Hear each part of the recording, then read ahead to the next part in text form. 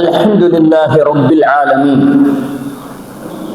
نحمده ونستعينه ونؤمن به ونتوكل عليه ونعوذ بالله من شرور أنفسنا ومن سيئات أعمالنا من يهده الله فلا مضل له ومن يضلل فلا هادي له أشهد أن لا إله إلا الله وأشهد أن محمدا عبده ورسوله أرسله بالهدى ودين الحق ليظهره على الدين كله ولو كره المشركون اللهم صل على محمد وعلى آل محمد كما صليت على إبراهيم وعلى آل إبراهيم اللهم بارك على محمد وعلى آل محمد كما باركت على إبراهيم وعلى آل إبراهيم إنك حميد مجيد أما بعد فإن خير الكلام كلام الله وخير الهدي هدي محمد صلى الله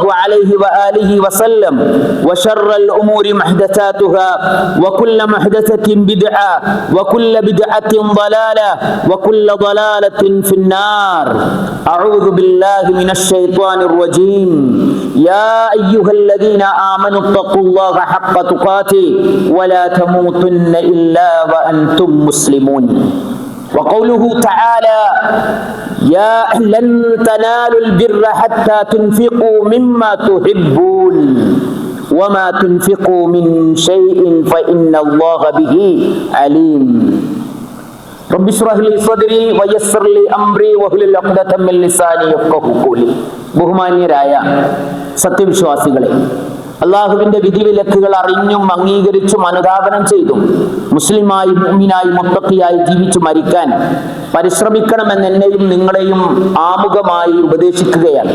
അള്ളാഹു നമുക്ക് ആ നിലക്ക് ജീവിക്കാൻ തൗഫീഖ് നൽകുമാറാകട്ടെ. സഹോദരന്മാരെ, ഇന്ന് നമ്മളുടെ ഇന്ത്യൻ പശ്ചാത്തലത്തിൽ വളരെയേറെ വിവാദമാക്കിക്കൊണ്ടിരിക്കുന്ന ഒരു ആദരണീയമായ പദമാണ് വഖഫ് എന്ന് പറയുന്നത്. മുസ്ലിങ്ങളുമായും ഇസ്ലാമുമായും നേരിട്ട് ബന്ധമുള്ള ഒരു സംഗതിയാണ് എന്നതുകൊണ്ട് തന്നെ എന്താണ് വഖഫ്, അതിന്റെ വിധാനം എന്താണ്, അതിന്റെ അർത്ഥവ്യാപ്തി എന്താണ്, അതിന്റെ ഉപകാരം എന്താണ്, അതിന്റെ പവിത്രത എന്താണ് എന്ന് ഓരോ മുസ്ലിമും മനസ്സിലാക്കിയിരിക്കേണ്ടതുണ്ട്. അല്ലാഹു സുബ്ഹാനഹു വ തആല വിശുദ്ധ ഖുർആനിലെ സൂറത്തു ആൽ ഇംറാനിൽ 92-ാമത്തെ വചനത്തിൽ അല്ലാഹു ഇങ്ങനെ ഒരു കാര്യം ജനങ്ങളെ, വിശ്വാസികളെ അറിയിച്ചു. ലൻ തനാലുൽ ബിർറ ഹത്താ തുൻഫിഖു മിമ്മാ തുഹിബ്ബൂൻ. നിങ്ങൾ ഏറ്റവും ഇഷ്ടപ്പെടുന്ന സമ്പത്തിൽ നിന്ന് ചെലവഴിക്കുന്നത് വരെ നിങ്ങൾ അർഹമായ പുണ്യം നേടുകയില്ല എന്ന് മാത്രമല്ല, വമാ തുൻഫിഖൂ മിൻ ഷൈഇൻ, പക്ഷേ അതൊരു വലിയ വിശാലമായ അർത്ഥത്തിൽ പറഞ്ഞതാണ്. എന്നാൽ അള്ളാഹുവിനെ സംബന്ധിച്ചിടത്തോളം വമാ തുൻഫിഖൂ മിൻ ഷൈഇൻ, നിങ്ങൾ എത്ര ചെറുത് എന്തു ചെലവഴിച്ചാലും ഫഇന്നല്ലാഹ ബിഹി അലീം, അള്ളാഹു അവ തീർത്തും അതിനെക്കുറിച്ച് അറിയുന്നവനാണ് എന്ന് ആയത്ത് അവതരിച്ചപ്പോ സഹാബികൾക്കിടയിൽ നമ്മൾ പറയാറുണ്ട് തദബ്ബുറുൽ ആയ, ആയത്തിനെ കുറിച്ച് ഉറ്റാലോചിക്കുക എന്നത് കേവലം അർത്ഥത്തിലും അതിന്റെ ആദരവിലും പുണ്യത്തിലും ഓതിപ്പോകുന്നതിന് പകരം അത് എങ്ങനെ ജീവിതവുമായി ബന്ധപ്പെടുന്നു എന്ന് ആഴത്തിൽ അവർ ആലോചിക്കും. അങ്ങനെയാണ് ഒരു മുസ്ലിം ചെയ്യേണ്ടത്. നമ്മളൊരു ആയത്ത് പഠിക്കുമ്പോൾ അതെന്റെ ലൈഫുമായി എങ്ങനെ എനിക്കത് പ്രാക്ടീസ് ചെയ്യാൻ പറ്റും, അതിൽ എന്ത് വെളിച്ചമാണ് എനിക്ക് ചെയ്യാനുള്ളത്, കിട്ടാനുള്ളത് എന്ന് ആലോചിക്കും. അങ്ങനെ ആലോചനയുടെ ഭാഗമായി, സ്വാധീനത്തിന്റെ ഫലമായി ഒരുപാട് സഹാബികൾ അവർക്കിഷ്ടപ്പെട്ട, അവർ ഉടമപ്പെടുത്തിയ സമ്പത്തിൽ നിന്ന് പലതും അള്ളാഹുവിന്റെ മാർഗത്തിൽ കൊണ്ടുപോയി കൊടുക്കാൻ തുടങ്ങി. അതേപോലെ ഒരിക്കൽ ഉമർ റളിയല്ലാഹു അൻഹു അദ്ദേഹത്തിന് ഖൈബർ യുദ്ധാനന്തരം ലഭിച്ച ഏറ്റവും മൂല്യവത്തായ ഒരു തോട്ടം ഉണ്ടായിരുന്നു മദീനയിൽ.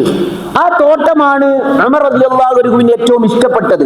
അദ്ദേഹം നബി സല്ലല്ലാഹു അലൈഹി വസല്ലമയുടെ അടുക്കൽ വരികയും എന്നിട്ട് നബിയോട് പറഞ്ഞു, അസാബ ഉമർ, ഇമാം ബുഖാരിയും മുസ്ലിമും ഉദ്ധരിക്കുന്ന ഹദീസിൽ കാണാം, അൻ അബ്ദുല്ലാഹി ഇബ്നു ഉമർ റളിയല്ലാഹു അൻഹു ഖാൽ അസാബ ഉമർ ഇബ്നുൽ ഖത്താബ് അർളൻ ബിഖൈബർ ഫഅത النبي صلى الله عليه وسلم فاستعمره فقال يا رسول الله إني أصبت مالا بخيبر لم അസിബ് മാലൻ ഖത്തുൻ ഹുവ അൻഫസു ഇൻദി മിൻഹു മിമ്മാ തഉറുനി ബി. എനിക്ക് ഖൈബറിൽ ചില സ്വത്ത് കിട്ടിയിട്ടുണ്ടല്ലോ, അത്ര എനിക്ക് ഇഷ്ടപ്പെട്ട ഒരു സമ്പത്തും എനിക്കില്ല. അതുകൊണ്ട് ഞാൻ അത് അള്ളാഹുവിന്റെ മാർഗത്തിൽ കൊടുക്കാൻ തീരുമാനിക്കുകയാണ്. അപ്പൊ നബി സല്ലല്ലാഹു അലൈഹി വസല്ലം അദ്ദേഹത്തോട് പറഞ്ഞു, നീ വേണമെങ്കിൽ ഒരു കാര്യം ചെയ്തോ, അതിന്റെ ഉടമസ്ഥാവകാശം നീ തന്നെ കൈവെക്കുക, നിന്നിൽ കൈവശപ്പെടുത്തി നിർത്തുക. അതിന്റെ ഗുണം, അതിന്റെ ഫലം, അതിലെ ഒരുപാട് വരുമാനങ്ങളുണ്ട്, അത് നീ അള്ളാഹുവിന്റെ മാർഗത്തിൽ സദഖ ചെയ്യുക.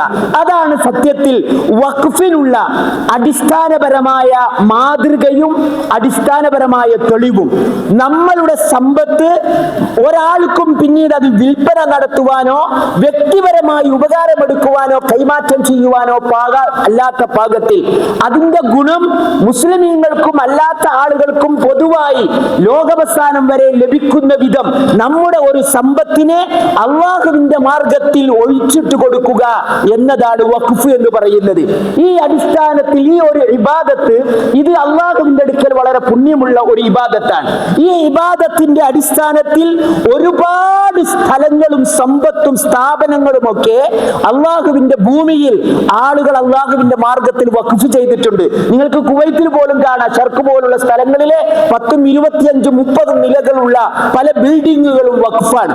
അല്ലെങ്കിൽ വളരെ സമ്പന്നരായ ആളുകൾ അവരുടെ അനന്തരത്തിന്റെ 1/3 വഖഫായി അവർ മാറ്റിവെക്കുന്നത് കാണാൻ കഴിയും. അതിൽ നിന്നാണ് ഇത്രയും വലിയ ലോകത്തിന്റെ നാനാഭാഗങ്ങളിലുള്ള ഇസ്ലാമിക സംരംഭങ്ങൾക്ക് സഹായം കൊടുക്കുന്നത്. അള്ളാഹു അവരിൽ നിന്ന് അത് സ്വീകരിക്കുമാറാകട്ടെ.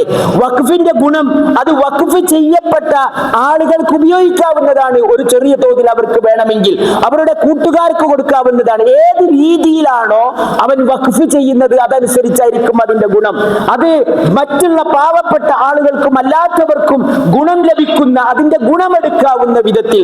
എന്നാൽ ഒരാൾക്ക് സ്വന്തമായി കൈവശപ്പെടുത്താനോ മറ്റൊരാൾക്ക് അനന്തരമാക്കിയെടുക്കാനോ മറ്റൊരാൾക്ക് വിൽപ്പന നടത്താനോ അതിന്റെ സ്വത്തിന് സാധിക്കുകയില്ല എന്നതാണ് അതിന്റെ പ്രത്യേകത. പള്ളി നിർമ്മിക്കുവാനും ആശുപത്രികളും ഇന്ത്യയിലെ തന്നെ പ്രഗത്ഭര അറിയപ്പെടുന്ന ഒരുപാട് യൂണിവേഴ്സിറ്റികൾ അടക്കമുള്ള സ്ഥാപനങ്ങൾ ഇങ്ങനെ ഇബാദത്തിന്റെ ഭാഗമായി മുസ്ലിമീങ്ങൾ വഖഫ് ചെയ്തതാണ്. ഈ സമ്പത്തിനെ ഒരു തങ്ങളുടേതായ രാഷ്ട്രീയ തന്ത്രങ്ങളിലൂടെ കൈവശപ്പെടുത്തി മുസ്ലിം സമൂഹത്തിനെ സാമ്പത്തികമായും സാമൂഹികമായും അരികുവൽക്കരിക്കുകയോ ഇല്ലായ്മ ചെയ്യുകയോ ചെയ്യാനുള്ള ദീർഘവീക്ഷണത്തോടു കൂടിയുള്ള ശത്രുക്കളുടെ പ്ലാനിങ്ങിന്റെ ഭാഗമാണ് പുതിയ ബില്ല് എന്നതുകൂടി നമ്മൾ ഇതിനോട് കൂട്ടി വായിക്കേണ്ടതുണ്ട്. ഇന്ത്യയിൽ പോലും നിലനിൽക്കുന്ന ഒരുപാട് സ്ഥാപനങ്ങൾ മുസ്ലിമീങ്ങളുടെ വഖഫാണ്. അതിൽ ഗുണം മുസ്ലിങ്ങൾക്ക് മാത്രമല്ല, മുസ്ലിമിനും അമുസ്ലിമിനും ഒക്കെ അതിന്റെ ഗുണം എടുക്കാവുന്നതാണ്. ശറഈയായി തന്നെ അത് അനുവാദമുള്ളതാണ്. അതുകൊണ്ട് തന്നെ തീർത്തും വർഗീയമായ ലക്ഷ്യത്തോട് കൂടിയിട്ടുള്ള ഈ ഒരു നിലപാട് സത്യവിശ്വാസികളെങ്കിലും ഏറ്റവും ചുരുങ്ങിയത് അത് മനസ്സിലാക്കണം. ഒരു പ്രത്യേക ഇന്ത്യൻ സാഹചര്യത്തിൽ അതൊരു കേവലം മുസ്ലിമീങ്ങളുടെ മാത്രം പ്രശ്നമല്ല, ഭരണഘടനാപരമായ പ്രശ്നം കൂടിയാണ് എന്ന് മനസ്സിലാക്കി വർഗീയപരമായി അതിനെ ചൂഷണം ചെയ്യുകയും മുസ്ലിമീങ്ങളെ അരികുവൽക്കരിക്കുവാനോ ദുർബലപ്പെടുത്തുവാനോ വഴികൾ തേടുന്ന ആളുകൾക്ക് അതിന്റെ ഇടവഴികളെ റോഡാക്കി കൊടുക്കുന്ന നിലപാടുകൾ ആവരുത് സത്യവിശ്വാസികളായ ആളുകളിൽ നിന്നുണ്ടാകുന്നതെന്ന് കൂടി സാന്ദർഭികമായി നമ്മൾ മനസ്സിലാക്കേണ്ടതാണ്. ഈ വഖഫ് അള്ളാഹുവിന്റെ അടുക്കൽ 3 കാര്യങ്ങളാണ് നമ്മൾ മരിച്ചാലും അവശേഷിക്കുന്നത്. ഇദാ മാത്തൽ ഇൻസാനു ഇൻഖതഅ അമലുഹു, അതിൽ ഒന്ന് സദഖത്തുൻ ജാരിയയാണ്. ഒരു മനുഷ്യൻ മരിച്ചാലും അവന്റെ എല്ലാ കർമ്മങ്ങളും അതോടുകൂടി നിന്നുപോകും. മറിച്ച് 3 കാര്യങ്ങൾ, അതിലൊന്ന് ഫലം കൊയ്തുകൊണ്ടിരിക്കുന്ന സദഖയാണ്. സഹോദരന്മാരെ, നമ്മളെ സംബന്ധിച്ചിടത്തോളം നമ്മൾ ഉടമപ്പെടുത്തിയ ഒരുപാട് സമ്പത്തുകളുണ്ട്. നമ്മുടെ മരണത്തോടുകൂടി മറ്റുള്ളവർ അത് ഓതി വെക്കുന്നതാണ്, അവരനുഭവിക്കുന്നതാണ്. അതിലൊരു ഭാഗം അള്ളാഹുവിന്റെ മാർഗത്തിൽ ഇതുപോലെ വഖഫ് ചെയ്യാൻ സാധിക്കുന്നുവെങ്കിൽ, ഉദാഹരണത്തിന് 5 പീഡിക മുറികൾ നിങ്ങളുടെ കൈകളിൽ ഉണ്ടെന്ന് വിചാരിക്കുക. നിങ്ങൾ മരിച്ചുപോയാൽ മക്കളത് ഓതി വെക്കും. അതിലൊരു പീഡിക മുറി അള്ളാഹുവിന്റെ മാർഗത്തിൽ നിങ്ങൾ വെക്കുന്നു. അതേപോലെ തന്നെ നിങ്ങൾക്ക് ഏക്കറക്കണക്കിന് ഭൂമിയുണ്ട്, അല്ലെങ്കിൽ കണ്ണായ സ്ഥലങ്ങളിൽ ഭൂമിയുണ്ട്. അങ്ങനത്തെ പല ഭൂമികളുണ്ട്. ഇസ്ലാമികമായ ഒരു സ്ഥാപനത്തിന്, ഒരു പള്ളിയുടെ നടത്തിപ്പിന് വേണ്ടി നിങ്ങൾ അതിൽ നിന്ന് അല്പം കൊടുക്കുകയും വേറൊരാൾ വന്നിട്ട് അതിന് ഫ്ലാറ്റോ അതല്ലെങ്കിൽ അതിന് വരുമാനം ഉണ്ടാക്കുന്ന സ്ഥാപനങ്ങളോ സ്ഥാപിക്കുകയും അങ്ങനെ നിങ്ങളുടെ സമ്പത്തിനെ തന്നെ ഇരട്ടി ഫലമുണ്ടാക്കുന്ന മനസ്സിലാകുന്ന വിധത്തിൽ അത് വളർത്തുകയും ചെയ്യുകയാണെങ്കിൽ നാളെ അള്ളാഹുവിന്റെ അടുക്കൽ ചെല്ലുമ്പോൾ വലിയ ഒരു അധ്വാനമില്ലാത്ത വിധത്തിൽ വലിയ ഒരു സമ്പത്ത് തിരിച്ചു വാങ്ങാൻ നമുക്ക് സാധിക്കും. അതുകൂടിയാണ് വഖഫ് എന്ന് പഠിക്കാൻ പറ്റിയ ഏറ്റവും നല്ലൊരു സന്ദർഭമാണ്. പലപ്പോഴും ശത്രുക്കൾ ഉണ്ടാക്കി തരുന്ന കാരണങ്ങൾ ഇസ്ലാമിന് എങ്ങനെ ഗുണകരമായി, മുസ്ലിമീങ്ങൾക്ക് എങ്ങനെ സത്യങ്ങൾ കാര്യങ്ങളെ പഠിപ്പിക്കാനും നന്മ ചെയ്യുന്നതിലേക്ക് അവരെ കൂടുതൽ മോട്ടിവേറ്റ് ചെയ്യാനും പ്രചോദനമാകുമോ എന്നതാണ് നമ്മൾ ആലോചിക്കേണ്ടത്. പ്രതിരോധ മാർഗങ്ങളെ ആലോചിക്കുന്നതോടൊപ്പം ശത്രുക്കളുടെ തന്ത്രങ്ങളെ പോസിറ്റീവായി ഉപയോഗപ്പെടുത്തിക്കൊണ്ട് ഇസ്ലാമിനെയും മുസ്ലിങ്ങളെയും കൂടുതൽ വിഷയത്തിൽ വൈജ്ഞാനികമായും ബൗദ്ധികമായും ശക്തിപ്പെടുത്തി ഇസ്ലാമിന്റെ വെളിച്ചം ഇതര നിരപരാധികളായ അതിന്റെ തെറ്റിദ്ധരിച്ച വിരോധികൾക്ക് കൂടി ഇസ്ലാമിന്റെ വെളിച്ചവും ഇസ്ലാമിന്റെ യാഥാർത്ഥ്യവും മനസ്സിലാക്കി കൊടുക്കാനുള്ള അവസരങ്ങളായി ഇത്തരം സമയങ്ങളെ നമ്മൾ ഉപയോഗപ്പെടുത്തുന്നത് വളരെ ഗുണകരമായിരിക്കും. അല്ലാഹു സുബ്ഹാനഹു വ തആല സത്യം സത്യമായി മനസ്സിലാക്കാനും അതിന്റെ വഴിയിൽ പ്രവർത്തിക്കാനും അതിലായും കൊണ്ട് മരിക്കാനും അല്ലാഹു നമുക്ക് തൗഫീഖ് നൽകുമാറാകട്ടെ. അഖൂലു ഖൗലി ഹാദാ വസ്തഗ്ഫിറുല്ലാഹ ലി വലക്കും വസ്തഗ്ഫിറു ഇന്നഹു ഹുവൽ ഗഫൂറുർ റഹീം. അൽഹംദുലില്ലാഹ് الصلاة والسلام على أشرف المرسلين وعلى آله وصحبه أجمعين أما بعد رب اشرح لي صدري ويسر لي أمري واحلل عقدة من لساني يفقهوا قولي أعوذ بالله من الشيطان الرجيم يا أيها الذين آمنوا اتقوا الله حق تقاته ولا تموتن إلا وأنتم مسلمون. ബഹുമാനിയരായ സത്യവിശ്വാസികളെ, അല്ലാഹുവിന്റെ വിധിവിലക്കുകൾ അംഗീകരിച്ചും അനുധാവനം ചെയ്തും മുസ്ലിമായി മുത്തഖിയായി ജീവിച്ച് മരിക്കാൻ പരിശ്രമിക്കണമെന്നെന്നെയും നിങ്ങളെയും ഒരിക്കൽ കൂടി ഉപദേശിക്കുകയാണ്. സഹോദരന്മാരെ, ഒരു വിശ്വാസിയുടെ മുമ്പിൽ സിജിൻ, ഒരു മുഅ്മിനെ സംബന്ധിച്ചിടത്തോളം ദുനിയാവെന്ന് പറയുന്നത് തന്നെ വിശ്വാസിക്ക് ദുനിയാവ് ഒരു തടവറയാണ്. ഒരു തടവറയിൽ ഒരു തടവു പുള്ളിയെ പരമാവധി ബുദ്ധിമുട്ടിക്കുക, ഇടങ്ങാറാക്കുക, ദുഃഖിപ്പിക്കുക എന്നതാണ് അതിന്റെ പോളിസി തന്നെ. അതുകൊണ്ട് ഒരു സത്യവിശ്വാസിയെ സംബന്ധിച്ചിടത്തോളം അവന്റെ മുമ്പിൽ, അവൻ ജീവിക്കുന്ന പരിസരത്ത് എന്നും പ്രശ്നങ്ങൾ മുന്നിലേക്ക് ഇട്ടുതരാൻ ശ്രമിച്ചുകൊണ്ടിരിക്കും അതിന്റെ ശത്രുക്കൾ. അതിൽ ആകുലതപ്പെട്ട് ദുർബലരായി നിരാശരായി അടങ്ങിയിരിക്കുകയല്ല വേണ്ടത്. മറിച്ച് അവരെയും നമ്മളെയും ഒക്കെ അറിയുന്ന നമുക്ക് മുമ്പിലുള്ള ഒരു ശക്തനായ ഒരു റബ്ബ്, ആ റബ്ബിന്റെ അടിമയാണെന്ന ബോധം, ആ റബ്ബിൽ തവക്കുലാക്കാനുള്ള ഈമാനികമായ കഴിവ്, അതാണ് നമ്മൾ ആർജിക്കേണ്ടത്. അല്ലാഹ് പറഞ്ഞത് എന്താണ്? നിങ്ങൾ സത്യവിശ്വാസികളാണെങ്കിൽ നിങ്ങളുടെ എല്ലാ കഴിവുകൾക്കപ്പുറവുമുള്ള കാര്യങ്ങളെ നിങ്ങൾ അല്ലാഹുവിലാണ് അർപ്പിക്കേണ്ടത്.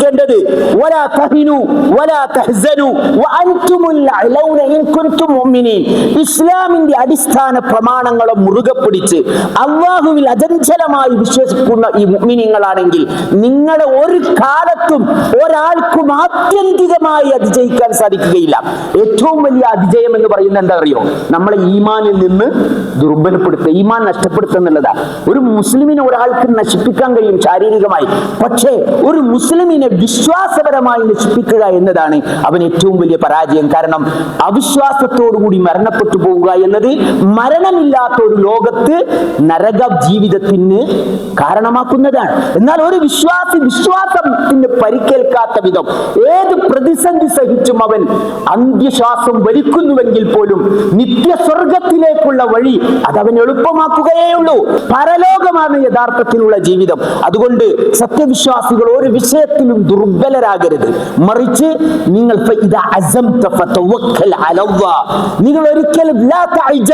നിങ്ങൾ ഒരിക്കലും ദുർബലത കാണിക്കരുത്. ഒരു കാര്യം തീരുമാനിക്കുക, കൂടിയാലോചിക്കുക, മുസ്ലിമീങ്ങൾക്കും ഇസ്ലാമിനും ഏറ്റവും ഗുണകരമായ വിധത്തിൽ അതിനെ രൂപകൽപ്പന ചെയ്യുക. അങ്ങനെ തീരുമാനമെടുത്താൽ അള്ളാഹുവിൽ തവക്കുലാക്കി മുന്നോട്ട് പോവുക. ഫലം കൊയ്യുന്നവൻ, ഫലം നൽകുന്നവൻ അവനാണ്. അള്ളാഹു ഉദ്ദേശിച്ചാൽ അവൻ ജീവിച്ചിരിക്കുന്ന കാലത്ത് തന്നെ നമുക്ക് സന്തോഷിക്കാനുള്ള അവസരം നൽകും. ഒരുപക്ഷെ നമ്മുടെ കാലത്തിന് ശേഷമുള്ള തലമുറക്കായിരിക്കും അതിന്റെ അവസരം നൽകുക. കാരണം അള്ളാഹുവിന്റെ പോളിസി മനുഷ്യർക്കിടയിൽ വിജയപരാജയങ്ങളെ അള്ളാഹു മാറ്റിക്കൊണ്ടിരിക്കും. അള്ളാഹു സുബ്ഹാനഹു വ തആല ഈമാനിനെ ശക്തിപ്പെടുത്തി ജീവിക്കാൻ സാധിക്കുന്ന, ഏത് പ്രതിസന്ധിയിലും പ്രതീക്ഷയോടുകൂടി ജീവിക്കുന്ന സത്യവിശ്വാസികളുടെ കൂട്ടത്തിൽ അള്ളാഹു നമ്മളെ എല്ലാവരെയും ഉൾപ്പെടുത്തുമാറാകട്ടെ. അല്ലാഹു മഗ്ഫിർ ലിൽ മുഅ്മിനീന വൽ മുഅ്മിനാത്ത് വൽ മുസ്ലിമീന വൽ മുസ്ലിമാത്ത് വൽ അഹ്യാഇ മിൻഹും വൽ അംവാത്ത് ഇന്നക മുജീബ് مجيب الدعوات يا قاضي الحاجات ربنا تقبل منا إنك أنت السميع العليم وتب علينا إنك أنت التواب الرحيم وآخر دعوانا أن الحمد لله رب العالمين واقم الصلاة.